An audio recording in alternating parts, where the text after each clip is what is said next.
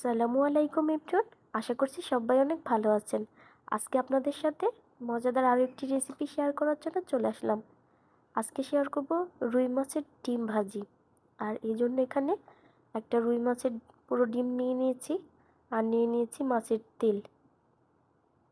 সবগুলো আমি ভালো মতো ধুয়ে পরিষ্কার করে নিয়েছি। এখন একটা কড়াই বসিয়ে দিলাম আর তাতে দিয়ে দিচ্ছি পরিমাণ মতো তেল। তেলটা আমি এখানে একটু কমই ব্যবহার করছি। আমি যেহেতু এখানে মাছের তেল দিব, ওই তেল থেকেও কিন্তু কিছুটা তেল উঠে আসবে, সেজন্য আমি তেলের পরিমাণটা একটু কমে দিয়েছি। আপনারা যদি মাছের তেল না ব্যবহার করেন তাহলে কিন্তু তেলের পরিমাণটা আরও একটু বাড়িয়ে দিবেন। তেলটা যখন ভালো মতো গরম হয়ে আসবে তখন আমি আগে থেকে পরিষ্কার করে রাখা মাছের ডিমগুলো এতে দিয়ে দেব। আর এভাবে তেলের ভিতরে মাছের তেলগুলো দিলে কিন্তু এই তেলগুলো থেকে অনেকটাই তেল ছেড়ে দেবে। আপনারা এভাবে কিন্তু ট্রাই করে দেখতে পারেন। এভাবে আমি 1-2 মিনিট ভালো মতো নাড়ব। আর এই পর্যায়ে কিন্তু তেলটা অনেক ফুটে, তাই এই পর্যায়ে সাবধানতা অবলম্বন করবেন।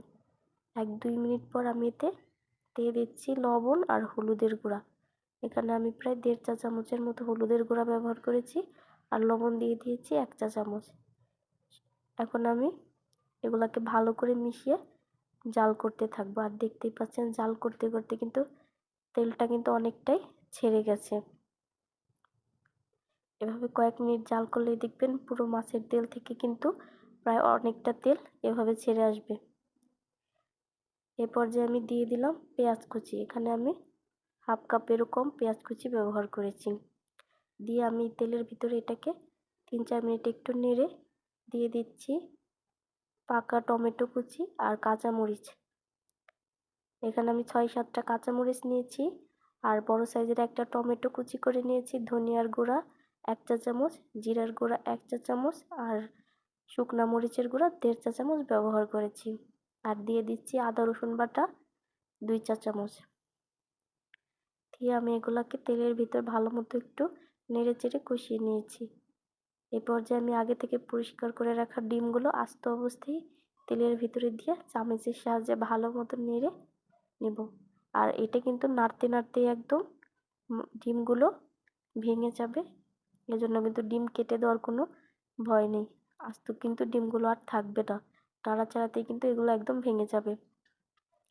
এভাবে আমি প্রায় তেলের ভিতরে এটাকে 4-5 মিনিট সুন্দর করে নেড়ে চেড়ে ভেজে নেব। আর এভাবে যদি আপনারা মাছের তেল দিয়ে এভাবে রান্না করেন তাহলে কিন্তু খেতে অসাধারণ লাগে আর তেলের পরিমাণটাও কিন্তু কম লাগে।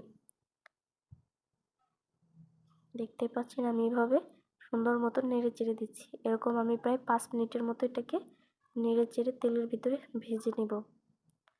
আর আগেই কোনো পানি ব্যবহার করব না। তেলের ভিতরেই পুরো মাছের ডিমটা সুন্দর মতো ভাজা হয়ে গেলে তারপর আমি পানি ব্যবহার করব। কিছুক্ষণ পরে দেখেন এটা সুন্দর মতো ভাজা ভাজা হয়ে গেছে। এই পর্যায়ে আমি 1.5 কাপের মতো পানি দিয়ে দিলাম। পানি দিয়ে আমি এটাকে ভালো করে মিশিয়ে ঢাকনা দিয়ে ঢেকে দেব 2-3 মিনিটের জন্য। প্রায় 2-3 মিনিট পর বলক চলে এসেছে। আর এই পর্যায়ে আমি দিয়ে দিব আলু। আলুটা আমি একদম কুচি কুচি করে কেটে নিয়েছি, সেটা আমি এখন দিয়ে দিচ্ছি। আলুটা আগে দিলেই কিন্তু আলুটা একদম গলে যায়, আলুটা অনেক নরম, তাই আমি আলুটা এই পর্যায়ে ব্যবহার করছি। আরও আমি 1 চা চামচের মতো লবণ দিয়ে দিলাম। দিয়ে এটাকে ভালো মতো নেড়ে চেড়ে মিশিয়ে নেব।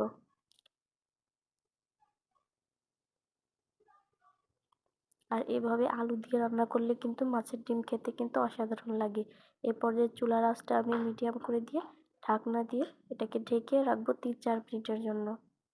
3-4 মিনিট পর দেখতেই পাচ্ছেন এখনও কিন্তু কিছুটা ঝোল রয়ে গেছে। এখন আমি দিয়ে দিলাম ধনিয়া পাতা কুচি। দিয়ে এটাকে চুলার আঁচটা একদম লোতে করে দিয়ে আস্তে আস্তে এটাকে সুন্দর করে ভেজে নেব। আরও 4-5 মিনিটে এটাকে এভাবে রান্না করে নিলেই কিন্তু ভাজিটা একদম পুরো রেডি হয়ে যাবে। আর এই পর্যায়ে আমি আরও একবার লবণটা চেক করে নিয়েছি। আমার কাছে মনে হয়েছে লবণটা কম, তাই আমি আবার একটু লবণ দিয়ে দিলাম। এভাবে আরও 5-6 মিনিট রান্না করলে কিন্তু ভাজিটা একদম রেডি। আজকের মতো এখানেই শেষ করছি। আল্লাহ হাফেজ সবাইকে। আসসালামু আলাইকুম।